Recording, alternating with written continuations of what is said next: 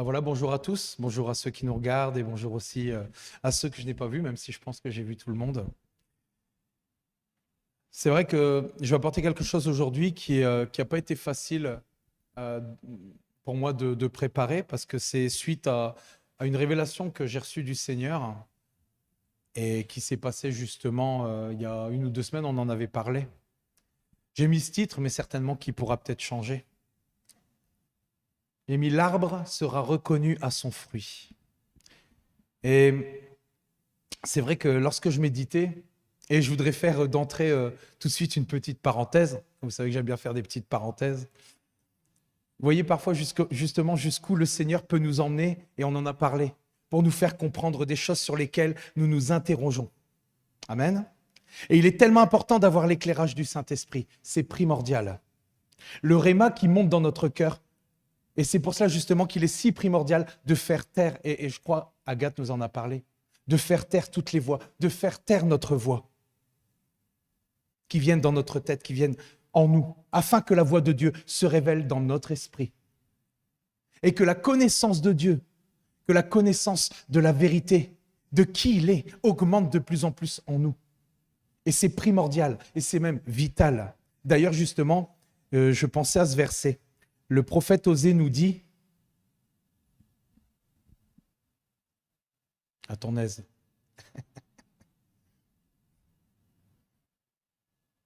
dans... ah ben non, je ne l'ai pas dit, je ne l'ai pas mis, excuse-moi.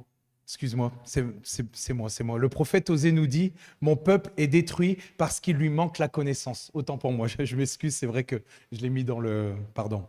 Et cette vérité s'adressait au peuple d'Israël, mais elle s'adresse également à nous tous aujourd'hui. Car le manque de connaissance au niveau spirituel et intellectuel reste et demeure une source de péril pour beaucoup. Amen. Est-ce que vous le croyez? Le manque de discernement, c'est terrible. Le manque de connaissance conduit à un manque de discernement, c'est ce que je viens de dire.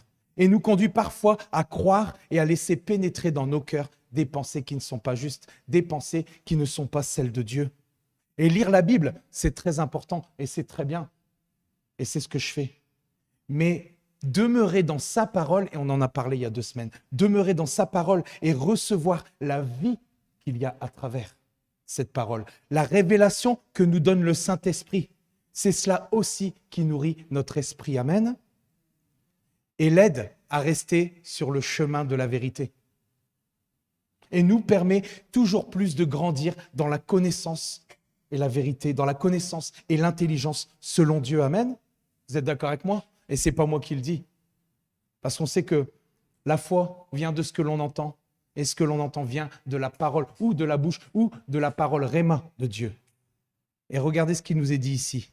Parce que je parlais justement de cette connaissance et de cette intelligence que nous devons puiser en Dieu à travers la révélation. Dans la Louis II 21, Proverbe 2,6.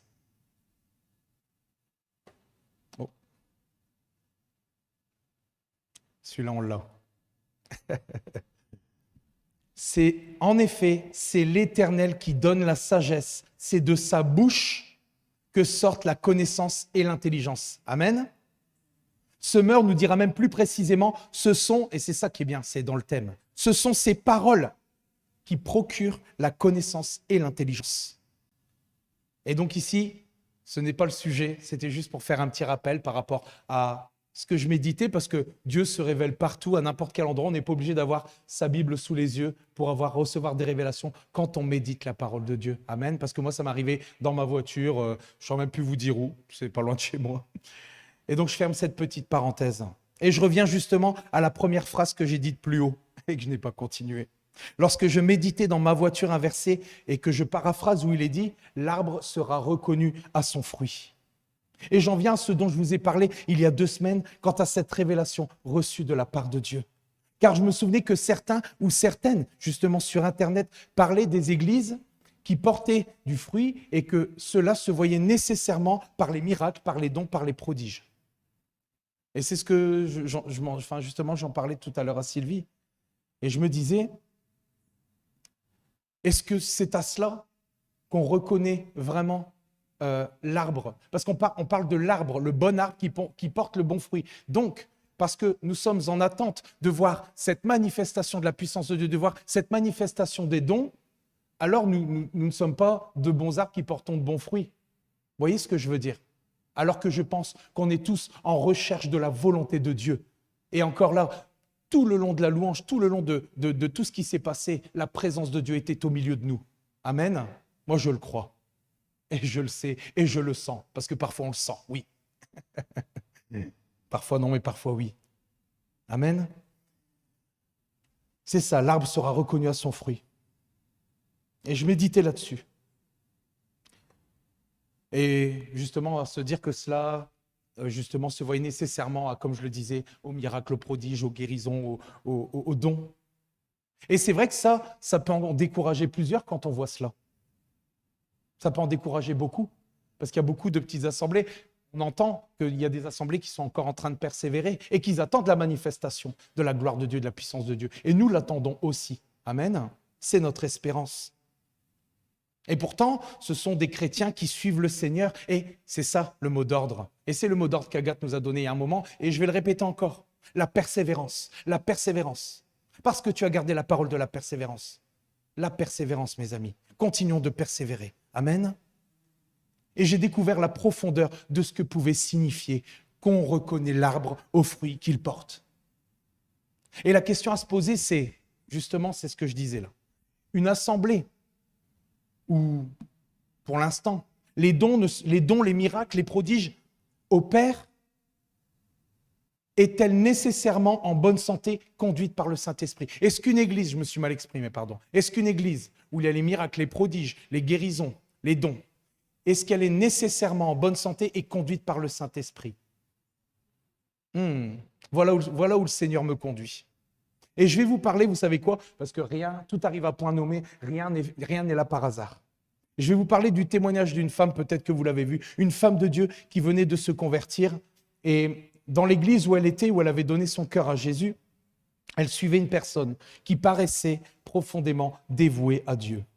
Ensuite, cette personne est devenue leader et a fondé sa propre église, sa propre assemblée. Et avec son mari, cette femme l'a suivi. Elle dit, tout semblait normal. Tout semblait normal.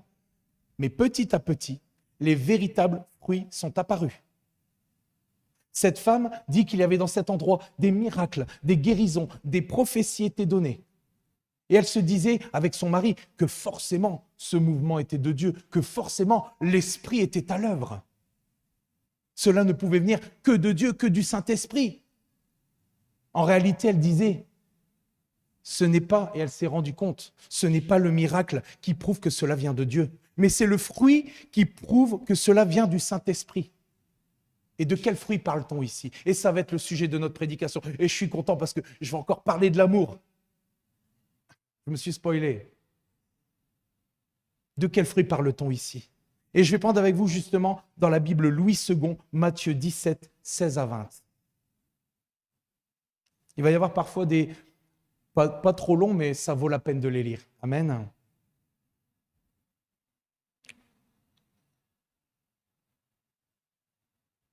Matthieu 17, 16 à 20. C'est Matthieu 17? Non. Ah non, c'est pas ça. Ah, je suis vraiment désolé. Ah, c'est encore... Je suis vraiment désolé. Je vais lire le verset, mais je suis désolé. De toute façon, vous connaissez le verset. Vous les reconnaîtrez à leurs fruits. Cueille-t-on des raisins sur des épines ou des figues sur des chardons? Tout bon arbre porte de bons fruits, mais le mauvais arbre porte de mauvais fruits. Un bon arbre ne peut pas porter de mauvais fruits, ni un mauvais arbre porter de bons fruits. Tout arbre qui ne porte pas de bons fruits est coupé et jeté au feu. Aïe. C'est donc à leurs fruits que vous les reconnaîtrez. Si on juge la qualité d'un arbre en fonction de ses feuilles ou en fonction de son écorce, on peut se tromper, non? Amen. Mais en examinant ses fruits, on saura exactement à quoi s'en tenir. Un faux enseignant ou faux prophète ou faux apôtre, tout simplement un faux disciple, se trahira par son comportement, par ses actions. À quoi reconnaît-on véritablement un arbre qui porte de bons fruits ou du bon fruit? À quoi le reconnaît-on? Et je vais prendre avec vous un verset qui est merveilleux. Dans la Louis II 21, et là je ne me trompe pas, Galates 5, 22 à 25, mes amis.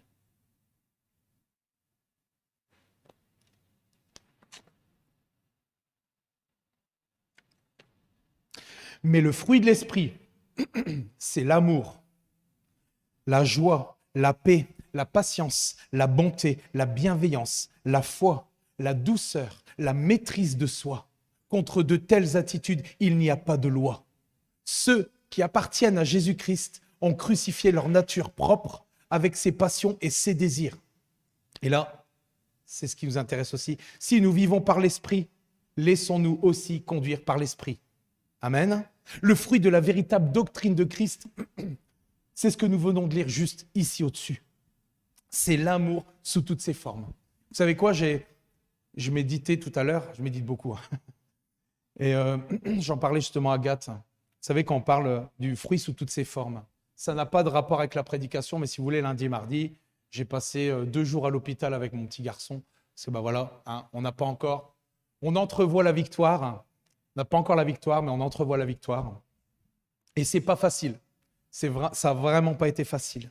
Et c'est vrai que parfois, on dit au Seigneur, et c'est ce que je disais à Agathe tout à l'heure, on demande à Dieu de nous donner la patience. Mais c'est ça. Et moi, j'ai reçu, à travers ce que j'ai vécu avec mon petit garçon, des occasions d'être patient. Des occasions où Dieu, vraiment, m'a donné sa pensée. Parce que je me suis rendu compte, et c'est là qu'on voit qu'avec le recul, parfois, et c'est ce que je disais il y a 2 semaines, quand on regarde en arrière, on se rend compte qu'on n'est plus le même hier qu'aujourd'hui. Et demain, on changera encore. Amen. Parce que c'est de gloire en gloire en gloire jusqu'au bout. Amen. Et je suis vraiment heureux. Et c'est pour ça que j'ai médité avant. C'est vrai que j'ai eu les larmes. Je me suis préparé. Donc là, ça va.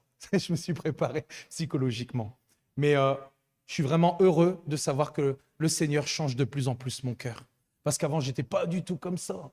Si vous saviez le témoignage que j'avais, il y en a qui connaissent mon témoignage, mais je me rends compte que je change de plus en plus et c'est pas tout seul, c'est vraiment grâce à Dieu et grâce à son merveilleux esprit. Amen. L'amour sous toutes ses formes. Et voilà une forme de son amour, c'est la patience, mes amis. Voilà, je reviens c'est une petite parenthèse encore.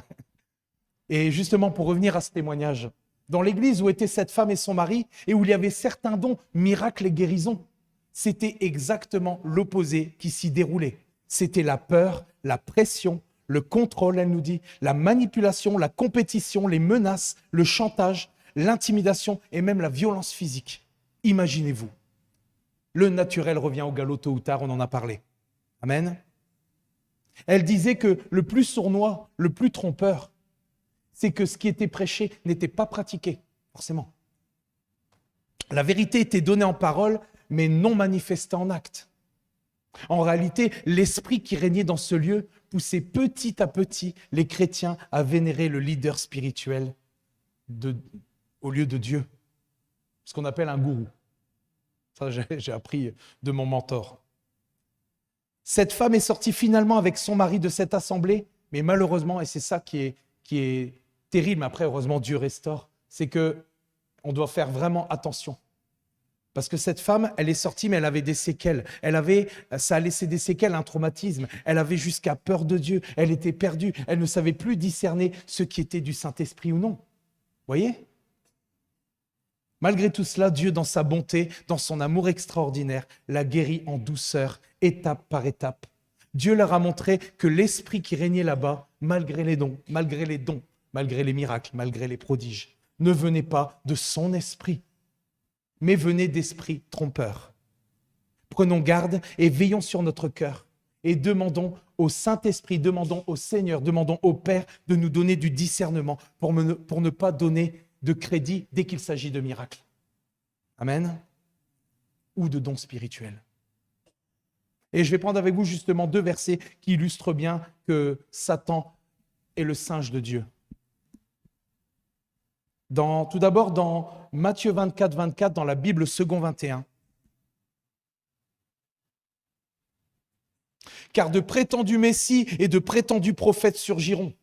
Ils feront de grands prodiges et des signes miraculeux au point de tromper, si c'était possible, même ceux qui ont été choisis. Et dans le deuxième, on se rend bien compte qui est à la manette, qui est à la commande. Pardon. Dans la Louis II 21, 2 Thessaloniciens 2,9, qui nous parle justement de cette venue de l'impie qui va venir bientôt. Là, et c'est ça qui va en séduire beaucoup aussi. Qu'est-ce qui va séduire justement dans cette génération? Ceux qui n'auront pas veillé. Ils vont être séduits par des miracles, par des guérisons, Et là, qu'est-ce qu'il dit? La venue de cet impie se fera par la puissance de Satan, avec toutes sortes de miracles, de signes et de prodiges mensongers. Amen. Le constat global que nous pouvons faire ici, c'est que ce n'est pas obligatoirement à la vue des miracles, des prodiges, des guérisons, de la manifestation des dons, que nous reconnaissons premièrement la marque de fabrique, je vais arrêter de m'emballer, la marque de fabrique d'une assemblée en bonne santé, guidée par le Saint-Esprit. Amen. Car Satan aussi, à travers des hommes et des dons, des prodiges et miracles de toutes sortes, parce que justement, on sait que Satan est un imitateur. Il est le père du mensonge. Nous avons le père de la vérité et lui, il est le père du mensonge. Amen. Et l'on sait ce qui se passera malheureusement, hélas, pour ces faux disciples chrétiens, quelle que soit l'appellation qu'ils se sont donnée. Et quand je parle des appellations, c'est apôtres, prophètes, vous voyez ? Des loups déguisés en brebis qui ont manifesté des choses. Je dis, j'ai même pas envie je veux pas appeler ça des miracles, des prodiges, je vais appeler ça des choses, parce que c'est des choses. Qui ont manifesté des choses mensongères en utilisant le nom du Seigneur. On doit vraiment veiller à cela, mes amis. Et je vais prendre avec vous justement dans la Bible Semeur, dans Matthieu 7, 22 à 24. Et vous allez voir, après, l'atmosphère va se détendre un peu plus, on va rentrer...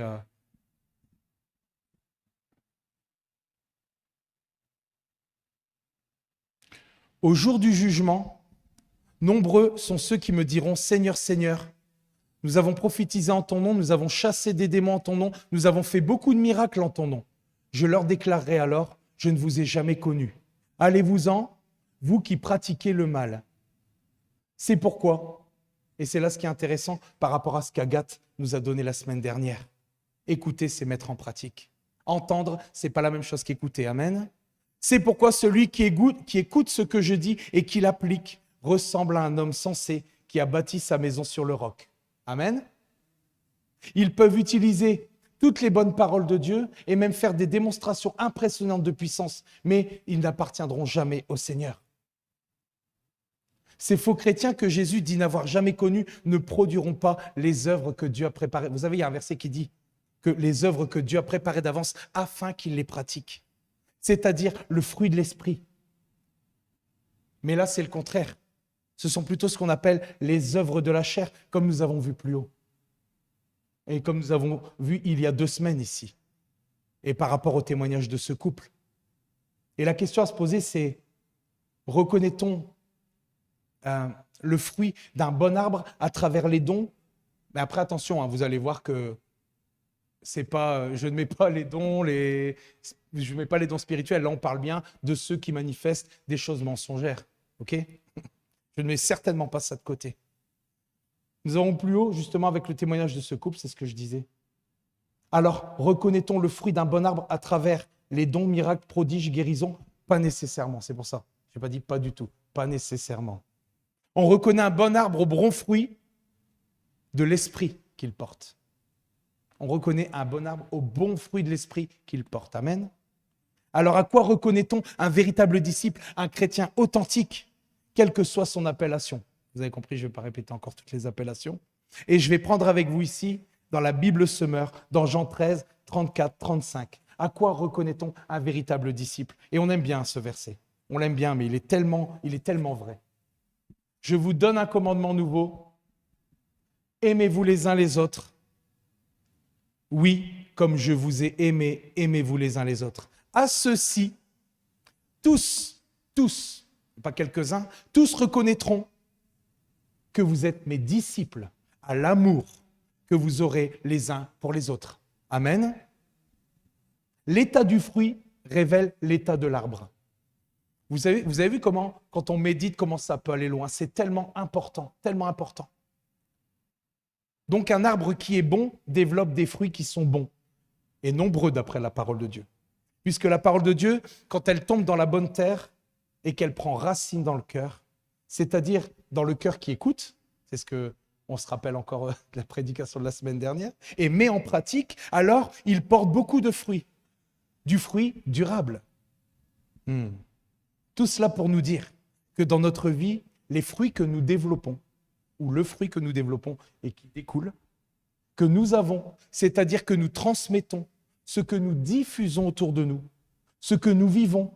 Et là, ce qui est intéressant, le témoignage que nous rendons dévoile qui nous sommes véritablement.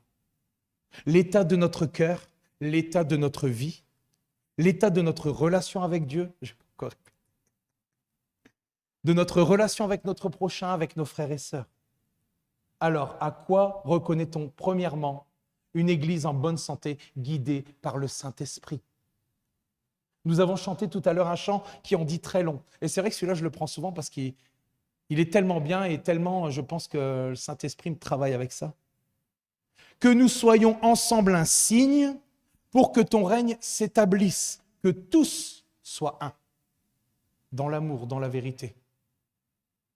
Comme tu es un, pour que le monde voie le chemin qui mène au Père. Nous sommes ce signe. Et c'est à l'amour que la génération dehors reconnaîtra ce signe, que nous appartenons à Christ. Amen.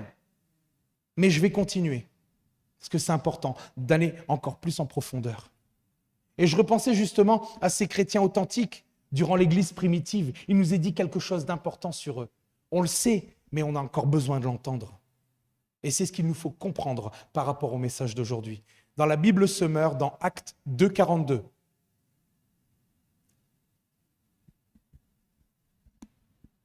Dès lors, ils s'attachaient à écouter assidûment l'enseignement des apôtres, à vivre en communion les uns avec les autres, à rompre le pain et à prier ensemble. Amen. Christ est le lien qui nous unit. Et c'est vrai qu'Agathe, tout à l'heure, nous parlait justement de rompre le pain quand nous prenons cette sainte scène. Et nous souvenir qu'il a vaincu la mort, qu'il a vaincu justement cette mort dont nous devions mourir. Parce que Jésus a pris notre place. L'amour en personne a donné sa vie. L'amour en personne a été crucifié pour nous. Amen. L'amour, don de soi. Il s'est donné. On ne comprend pas, c'est vrai. On ne comprend pas, mais on est tellement limité. Tellement l'amour de Dieu est incommensurable. Merci, c'est pour ça, heureusement, je m'entraîne à lire sur les lèvres. L'amour de Dieu est incommensurable. Un amour extraordinaire. Waouh! Tous les Juifs qui se sont convertis à Jésus, ces 3000 âmes dont il est parlé juste au-dessus, parce que j'ai pris justement ce verset-là, mais au-dessus, il nous est dit par rapport aux 3000 âmes qui ont donné leur vie. Ils avaient compris, et la preuve de leur foi nouvelle se manifeste par leur désir constant de se laisser instruire par les apôtres. Et on reconnaît le bon arbre au bon fruit qu'il porte. J'ai du mal avec cette phrase. Car il nous est dit juste après qu'ils jouissent tous ensemble d'une communion fraternelle intense. Car ils sont intimement unis par l'amour avec un grand A. L'amour de Dieu. L'espérance ne trompe pas, parce que c'est l'amour véritable, authentique de Dieu qui est déversé dans nos cœurs, mes amis. Amen. L'amour avec un grand A, celui que Dieu déverse dans nos cœurs.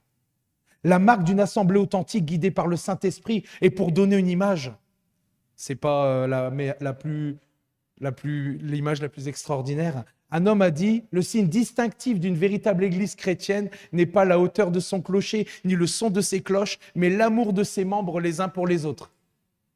Amen. Ne soyons donc pas étonnés de ce qu'il se produit ensuite. Ne soyons pas étonnés que Dieu authentifie, et c'est là que c'est important, authentifie le témoignage des apôtres en y ajoutant le sien. Ah, merci le Saint-Esprit. Semeur Acte 2, 43.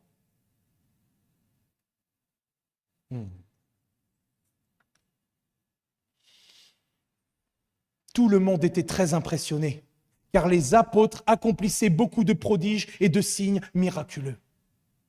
Tout ce qui était fait par les disciples, mes amis, dont de guérison, dont de faire des miracles, était, et j'aime bien ce mot, sous-tendu d'amour. Ces chrétiens n'étaient qu'un cœur et qu'une âme, la parole de Dieu nous dit. unis dans l'amour, fondés. Et vous savez, il y a ce verset qui dit, et c'est un verset profond, fondés et enracinés dans l'amour et dans la vérité. Ils étaient conduits par l'esprit de vérité. Et pour encore approfondir un peu plus, nous allons parler d'une église, d'une assemblée très spéciale, qui est l'église de Corinthe. Et nous allons étudier un petit peu le chapitre 13. On dit, mais qu'est-ce qu'il est venu faire là, ce chapitre 13 ? Et on va voir que tout a un contexte. Nous parlons beaucoup de contexte, et c'est vrai qu'avec Agathe, nous parlons parfois des choses qui sont sorties de leur contexte et qui sont utilisées parfois par des personnes qui veulent détourner, qui détournent la parole de Dieu. Quand nous parlons de la parole de Dieu, malheureusement, parfois, certains ont isolé des chapitres entiers pour les détourner et les utiliser à leur sauce. Et justement, ce chapitre 13 aussi est différent des autres dans l'épître aux Corinthes. Mais la pensée donnée ici est indivisible dans la lettre aux Corinthiens. On ne peut pas dire à gauche ce sont les dons, à gauche ce sont les dons de l'esprit et à droite c'est l'amour. Non. Vous voyez ce que je veux dire, mais c'est pas grave parce que si vous ne voyez pas, n'ayez crainte, je vais développer. Dans le comportement de Paul, justement, il y a un changement radical. Et au chapitre 13, il apporte ce qu'on pourrait dire une bouffée d'air frais. Car 1 Corinthiens, quand on prend globalement, c'est négatif sur plusieurs points. Alors que Paul remonte les bretelles, je dirais ça comme ça, de l'assemblée pour ses fautes, l'immoralité, pour les manquements dans la vie des membres de l'Église. Il parcourt problème par problème. Il va étape par étape, avec un raisonnement profond, des arguments, des explications, des avertissements parfois. Et d'un coup, il interprète ce que beaucoup ont appelé une hymne à l'amour. Un hymne, voilà, tu vois, j'ai douté, donc c'est que j'étais pas sûr. Un hymne à l'amour. Ils ont appelé ça l'hymne à l'amour. Et je vais prendre avec vous ces versets. C'est long, mais c'est bon. Dans la Louis II 21, 1 Corinthiens 13, 1 à 8, qui nous montre bien que si nous n'avons pas l'amour, nous n'avons rien, mes amis. Si je parle les langues des hommes et même celles des anges, mais que je n'ai pas l'amour, je suis un cuivre qui résonne ou une cymbale qui retentit. Si j'ai le don de prophétie, la compréhension de tous les mystères et toute la connaissance, si j'ai même toute la foi jusqu'à transporter des montagnes, mais que je n'ai pas l'amour, alors je ne suis rien. Et si je distribue tous mes biens aux pauvres, même si je livre mon corps aux flammes, mais que je n'ai pas l'amour, cela ne me sert à rien. Et là, l'amour est patient, il est plein de bonté, l'amour n'est pas envieux. Et c'est bon de l'entendre, parce que c'est ce que nous devons vivre, mes amis. L'amour ne se vante pas, il ne s'enfle pas d'orgueil, il ne fait rien de malhonnête, il ne cherche pas son intérêt, il ne s'irrite pas, il ne soupçonne pas le mal. Il ne se réjouit pas de l'injustice, mais il se réjouit de la vérité. Il pardonne tout, il croit tout, il espère tout, il supporte tout. Waouh! Et ça, je peux dire il faut toute une vie pour déjà faire une bonne partie de ce qui est dit ici dans cette hymne à l'amour. Il pardonne tout, il croit tout, il espère tout, il supporte tout. L'amour ne meurt jamais. Et dans une autre version, il dit « l'amour n'aura pas de fin ». Ça va nous suivre pour l'éternité parce que c'est la nature même du Père. Les prophéties disparaîtront et c'est là le plus, c'est un plus qui est rajouté parce que Dieu est bon, mes amis. Les prophéties disparaîtront, les langues cesseront, la connaissance disparaîtra, les miracles aussi disparaîtront. Je continue et on peut encore continuer. Parce que Dieu est bon, mes amis. Dieu est amour et il nous aime. Ce chapitre se trouve en plein milieu d'une section sur les dons spirituels, dont les dons que Dieu donne à travers la guérison, les miracles, les signes et les prodiges. Au chapitre 12, Paul parle de l'attribution des dons, de la réception des dons et comment ils fonctionnent. Le chapitre 14, c'est le bon exercice des dons. Voilà comment faire, voilà comment ne pas faire. Et juste au milieu, que voit-on? Et c'est la question que je nous pose. Que voit-on au milieu? Entre les deux, mes amis, se trouve l'énergie appropriée, le motif approprié, le pouvoir approprié, l'atmosphère ou l'environnement approprié dans lequel le don va opérer, dans lequel les dons vont opérer. Et c'est l'amour. C'est ce qui fait la différence, mes amis. C'est ce qui fait complètement la différence. C'est le chemin par excellence. Et ce n'est pas moi qui le dis. Parce qu'en fait, il faut voir que les hommes ont mis des versets, des passages, et ils ont tout régi pour donner un ordre. Mais en fait, là, ici, on parle d'une continuité. Parce que vous savez ce qui est dit justement au verset 31 du chapitre juste avant 1 Corinthiens 13. Il nous est dit, « Or, désirez avec ardeur les dons de grâce plus grands, et je vous montre encore un chemin bien plus excellent. » Voilà, un chemin bien plus excellent. Amen. Et ce que le langage grec nous dit justement, quand Paul parle de cette assemblée, c'est qu'il convoite et se focalise sur les dons les plus voyants, les plus spectaculaires, les plus impressionnants. Mais Paul leur dit, et justement leur montre le don le plus excellent de tous. Et c'est l'amour. L'église de Corinthe avait certains dons. Cette assemblée faisait beaucoup de choses, elle avait beaucoup d'activités, mais c'était sans l'amour. Donc ce n'était pas excellent. C'était une forme de contrefaçon. Ils étaient égoïstes, recherchant leur propre intérêt, ce qui est contraire justement à ce que nous venons de voir dans 1 Corinthiens 13, opérant dans la chair. Et 1 Corinthiens 13 justement résume ce qu'il nous faut premièrement, ou plutôt ce qu'il ne faut pas premièrement pour exercer ces dons conduits par l'esprit de vérité. Et qu'est-ce qu'il ne faut pas premièrement? Pas de conflit dans le corps, pas de lutte, pas de recherche de soi, pas d'orgueil, pas d'envie. Je ne vais pas tous les dire, mais pas d'envie, pas de jalousie, pas de peur. Et je repense un petit peu au témoignage de cette femme. Pas de compétition, pas de manipulation, pas de contrôle, pas d'intimidation, pas de chantage. Bien sûr, pas de violence. Aucune de ces choses n'a de place sauf l'amour et rien que l'amour. Mais maintenant que nous parlons justement de ce don le plus important avant tous les autres, nous entrons dans le cœur même de la vision de Paul. Parce que lui aussi, il manifestait les dons. C'est-à-dire une vie spirituelle. Une vie spirituelle. Et vous allez voir ce qu'est une vie spirituelle, parce que l'amour est fondamental pour vivre une vie spirituelle. Amen. Je vais reprendre un petit peu ma respiration. Excusez-moi, je vais boire un petit coup parce que là, j'ai chaud, je m'emballe.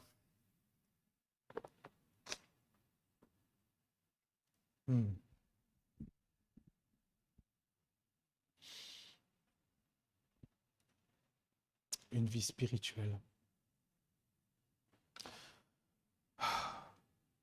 Et je vais prendre avec vous justement, pour continuer, ce qui nous est dit à la fin de 1 Corinthiens 13 est la chose la plus importante. Ah bah, je me suis fait spoiler.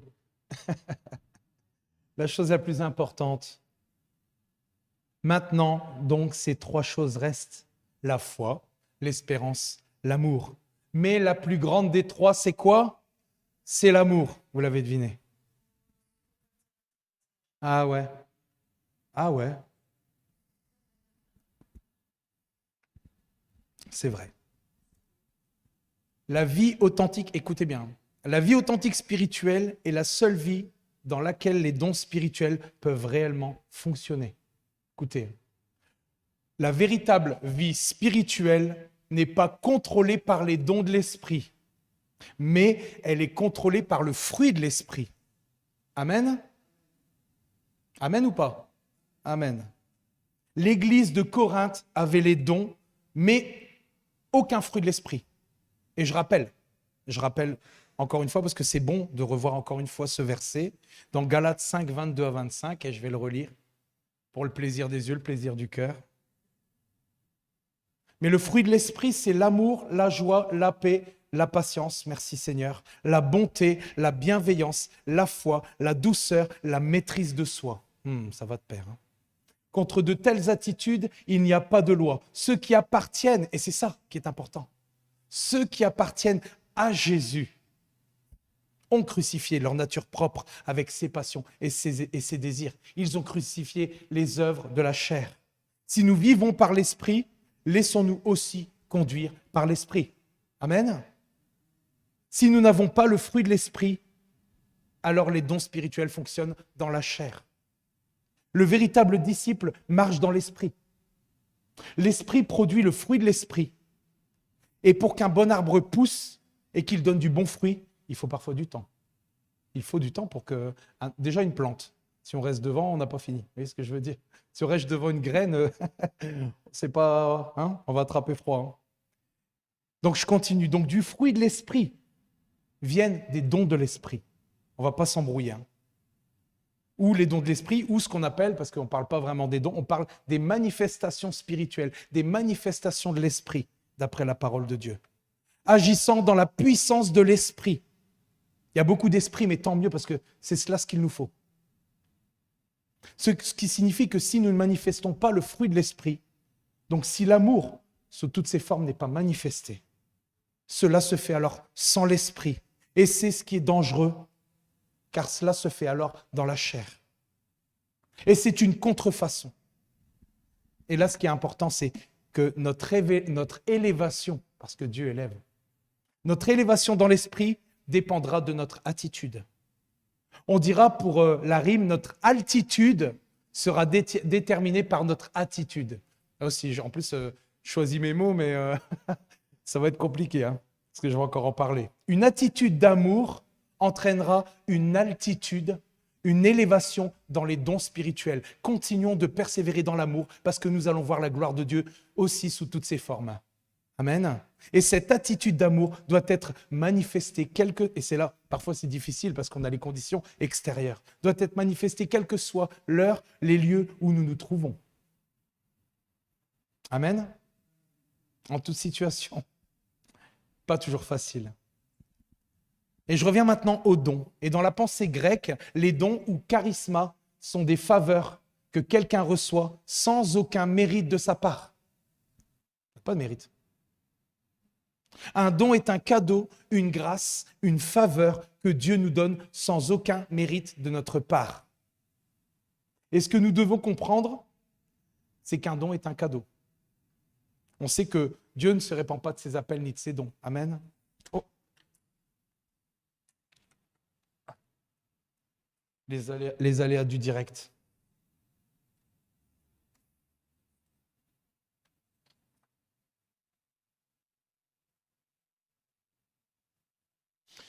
C'est ça.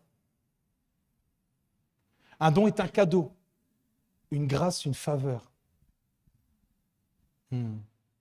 Et justement, ce que je voulais dire par là, c'est que un don est un cadeau et non la preuve que nous avons une bonne attitude. Et pour Dieu, et c'est là ce que l'on appelle notre sainte vocation. Parce que quand je méditais, c'est ça notre sainte vocation. Pour Dieu, l'attitude authentique dans l'amour est plus importante. Attention, elle va de pair. Mais elle est plus importante que la manifestation d'un don. Attention, comme je dis, je ne suis pas en train de laisser tomber les dons spirituels, très loin de là. Mais plutôt, et je reviens à ce que je disais tantôt, manifestons les dons spirituels, recherchons-les avec la voie par excellence qui est l'amour, comme Paul nous dit tout à l'heure. Et nous allons illustrer cela avec un dernier exemple.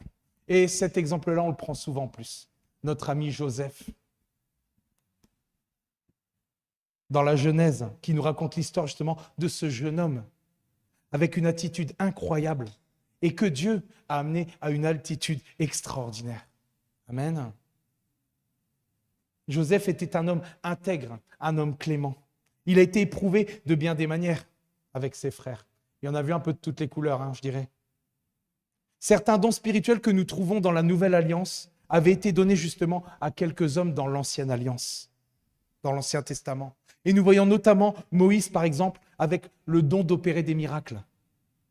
Ésaïe a utilisé le don de prophétie. Et Joseph aussi était un homme qui exerçait les dons. À travers ses visions, il pouvait d'une manière prophétique prédire ce qui allait se produire. Et Joseph est un exemple parfait pour montrer l'impact que peut avoir une personne qui sait utiliser les dons de l'esprit avec une attitude empreinte d'amour. Amen. Et je vais prendre avec vous Genèse. C'est juste pour illustrer un petit peu l'histoire de Joseph. Genèse 39, 20 à 23. Et là, on voit justement qu'il est mis injustement en prison. Je ne vais pas expliquer l'histoire avec la femme de Pharaon. Vous la connaissez déjà, je pense. Il s'empara de Joseph et le mit en prison. Ah, c'est pas encore la bonne version, c'est pas grave. Prends la Louis II 21 pour voir. Je vais le tenter. C'est pas grave. Il s'empara de Joseph et le mit en prison, à l'endroit où les prisonniers du roi étaient enfermés. Il resta donc là en prison. L'Éternel fut avec Joseph et étendit sa bonté sur lui. Il lui fit gagner la faveur du chef de la prison.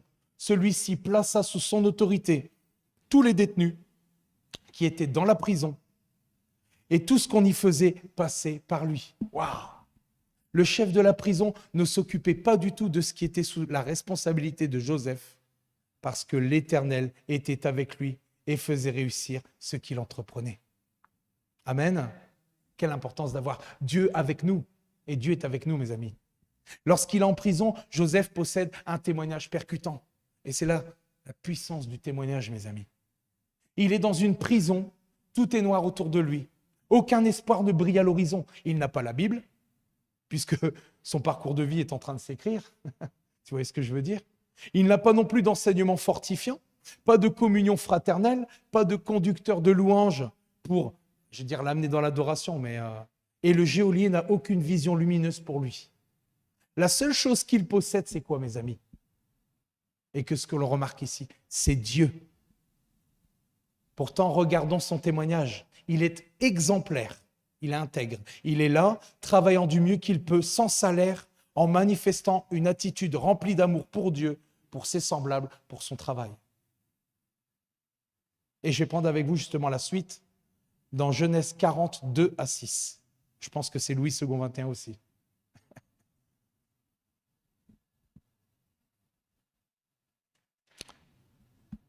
Le pharaon fut irrité contre ces deux officiers qui avaient commis une erreur justement auprès de Pharaon, le grand responsable des boissons et le chef des boulangers. Il les fit mettre dans la maison du chef des gardes, dans la prison à l'endroit où Joseph était enfermé. Le chef des gardes les confia à Joseph, qui fit le service auprès d'eux. Ils passèrent un certain temps en prison. Une même nuit, le responsable des boissons et le boulanger du roi d'Égypte, qui étaient enfermés dans la prison, firent tous les deux un rêve, chacun le sien avec son explication propre. Joseph vint le matin vers eux et vit qu'ils étaient tristes. Et alors justement qu'il est en prison lui-même, il désire prendre soin des autres en les encourageant. Cette attitude va le pousser à considérer les intérêts de ces deux personnes qui sont attristées dans la prison à cause d'un rêve inexplicable. Il manifeste alors un don spirituel en leur expliquant chacun pour leur part leur avenir d'une manière prophétique. Cela sera rapporté bien sûr, et on connaît l'histoire, cela sera rapporté à Pharaon en personne qui eut également un rêve inexplicable. Par hasard, par hasard.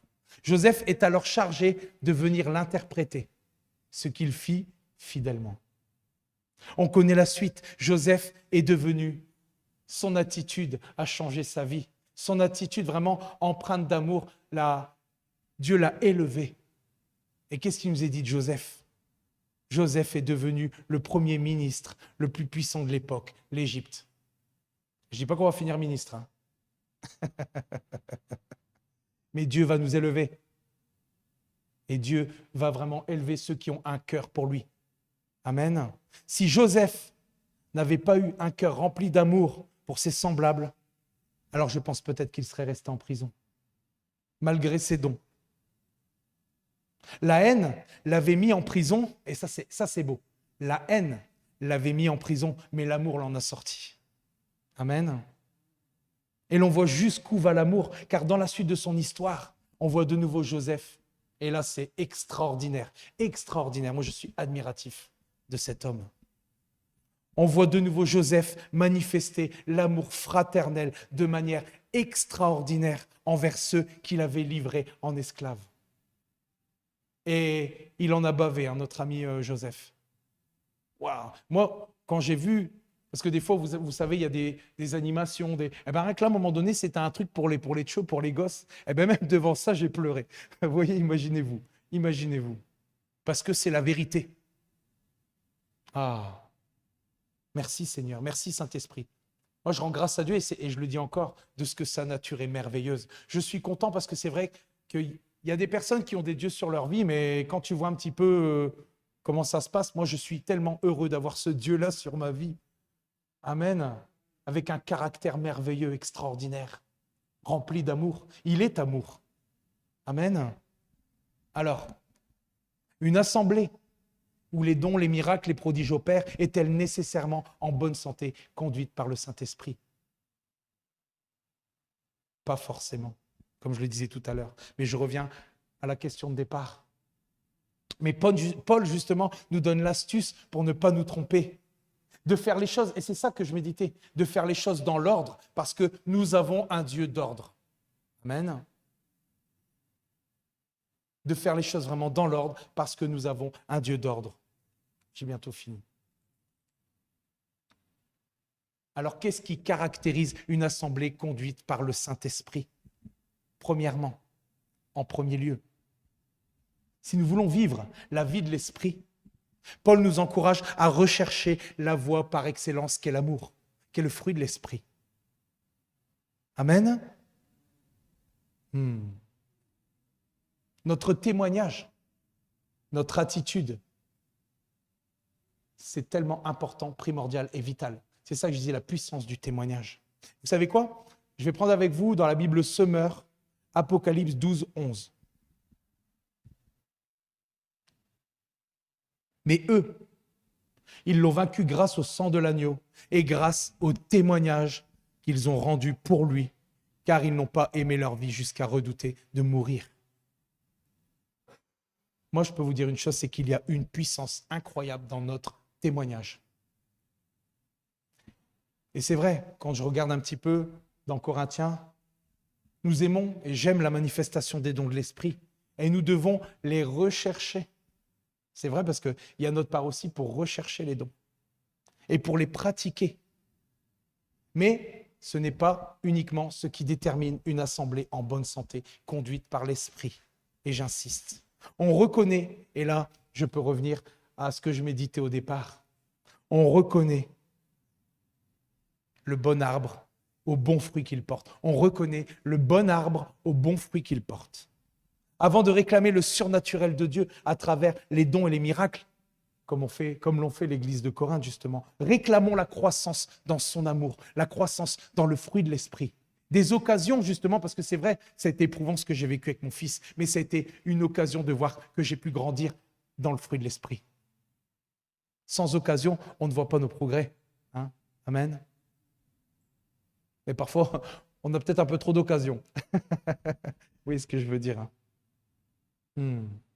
Si nous ne bronchons pas, si nous maintenons le cap, si nous gardons cette position, alors Dieu nous élèvera au bon moment, chacun en particulier. Parce qu'il a donné des dons à chacun en particulier. Amen. Pour l'édification. Au sein de l'assemblée, pour l'assemblée et bien sûr au dehors. Amen. Alors faisons comme l'Église des premiers temps faisait. Persévérons dans la prière et dans la communion fraternelle.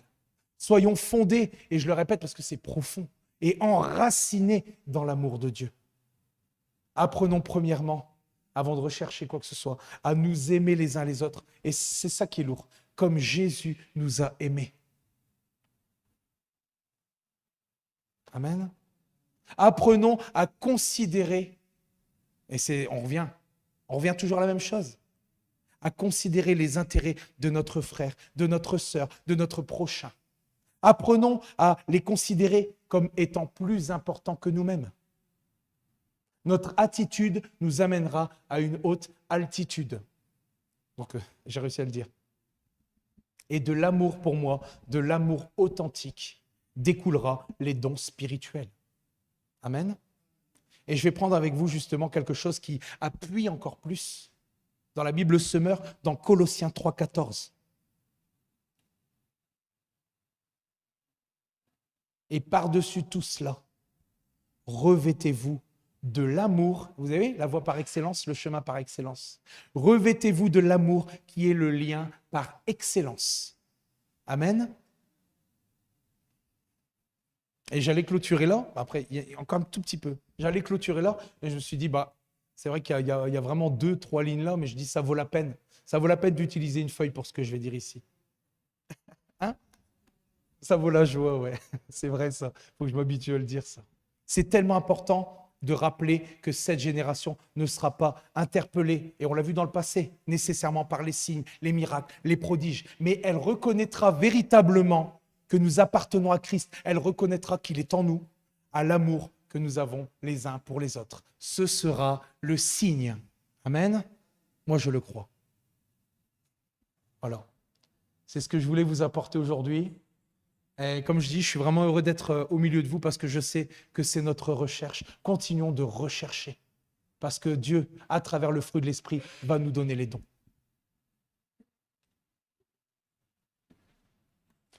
Je t'en prie. Oh, j'ai bien aimé. Et je dois dire que je suis persuadée que c'est vraiment inspiré par le Saint-Esprit. Et je me permets d'intervenir parce que ce qu'il a donné comme témoignage de cette femme, nous l'avons vécu. Enfin, je l'ai vécu, ma famille l'a vécu. On s'est retrouvés dans ce genre d'église avec quelqu'un qui n'était pas un véritable pasteur, mais qui était un gourou, comme a dit Christian. C'était exactement ça. Et c'était d'impressionner les gens, mettre de la terreur. Et c'était une église qui croissait. C'était une église où il y avait des manifestations de la puissance de Dieu. Il y avait des baptêmes du Saint-Esprit, il y avait des guérisons. Mais le fond n'était pas l'amour. Et en fait, pendant que Christian racontait ça, c'est vrai qu'on aurait pu, de l'extérieur, dire c'est une église qui était en bonne santé. Mais s'il n'y a pas l'amour, il n'y a pas la santé. Et je demandais au Saint-Esprit, mais c'est vrai, pourquoi il y avait ces guérisons, pourquoi il y avait ces manifestations? Et le Saint-Esprit me disait, mais je regarde à la personne. Individuellement. Ça change la donne d'avoir un leader qui est oppressant et d'avoir des personnes, des brebis qui recherchent Dieu. Ça, c'est important aussi. Alors, c'est vrai que ça pouvait être une église qui était, où il y avait des problèmes, mais le cœur, Dieu regarde au cœur, le cœur des gens dans l'assemblée faisait que Dieu agissait quand même. C'est ça aussi qu'il faut prendre en compte, parce que Dieu est amour et il prend soin de ses brebis, même si le leader fait des erreurs. C'est ça qui est important. Mais croyez-moi, de toute façon, et ça c'est extraordinaire parce que nous avons un Dieu patient, nous avons un Dieu qui est vraiment amour. Et avec cette église, Dieu a été patient, il a donné du temps à ces responsables pour se remettre en question, pour changer. Maintenant, ils ne l'ont pas fait. Qu'est-ce qui s'est passé? Dieu retire ses brebis et il les place à d'autres endroits parce qu'il ne veut pas qu'elles se perdent. Donc c'est important et c'est vrai que il faut vraiment que ce soit l'amour qui soit notre moteur. Et j'ai trouvé l'image des fruits très inspirante. Je dois dire, toute cette semaine, j'ai aidé mon fils à faire un herbier. Alors, au niveau des fruits, et il a parlé d'arbres qui mettaient longtemps à avoir des fruits. Et je me suis penchée sur l'arbre qui met le plus longtemps. Vous savez quel arbre c'est? C'est le noyer. Et pour avoir les premiers fruits, il met 10 à 15 ans. Bon, je ne dis pas qu'on est des noyers, mais il y a quelque chose d'intéressant parce que, vous savez, le fruit, la noix, déjà, après, c'est quelque chose de coriace et de durable. Vous pouvez conserver ça un bon moment, les noix. Et vous savez ce que ça produit, sa première propriété? C'est prendre soin du cœur. Moi, j'aime bien ça. Alors, je dis, bon, Seigneur, si tu as décidé que nous serons des noyers, ok. Et c'est l'amour qui prend soin du cœur. Amen, voilà.